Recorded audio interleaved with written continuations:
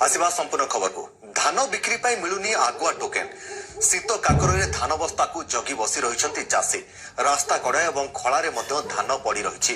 Quintal quintal धान बस्ता को दिन राति एक करुछंती चाषी दिन प्रत्येक पंजीकृत चाषी को टोकेन मिल पारुनी सेपटे जोगाण अधिकारी कहते सरकार नियम अनुसार चली धान संग्रह प्रक्रिया देखिबा एही रिपोर्ट।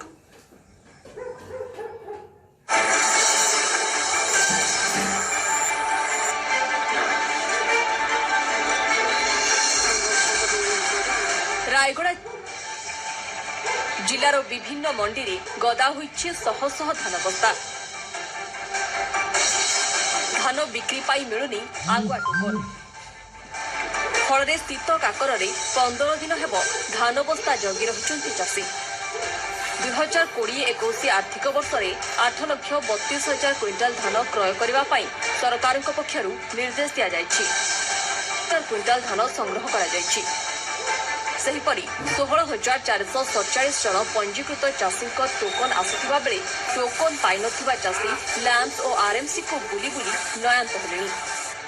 रास्ता में चाषी सब चाष काम कर धान फान काटी सब रखीचु डेरी आसी टोकन टोकन अनुसार धान मंडी काढ़ा कहते से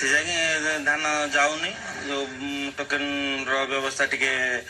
बहुत भूल भटका धान कौन है सार धान डिसेम्बर 20 कटाला डिसेम्बर 20 कटा है फेब्रुआरी 24 टोकन आसी एमडी पाक एमडी आम कौन करूँ भुवनेश्वर आसा बोली एमडी कहूँ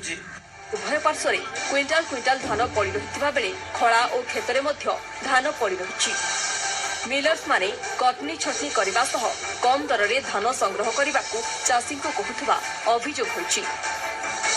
अन्यपटे मिलर और दलाली बंधुचंद्रिका जो क्षतिग्रस्त होती चाषी भावरे करने सह चाषी को समस्त सुविधा जोगाई दि जाउथुबा जोगाण अधिकारी कहते आज्ञा आमर तो जगह नहीं रखा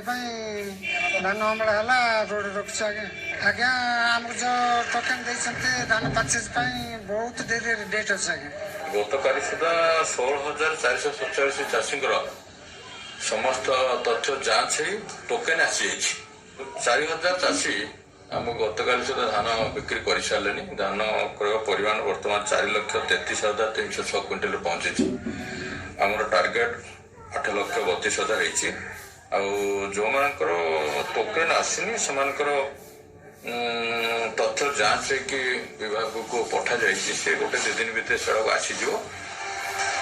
जिला प्रशासन पक्षरु चाषी सुविधा पाई होइछि। रायगड़ारू गजमोहन गरडिया को रिपोर्ट जी मीडिया।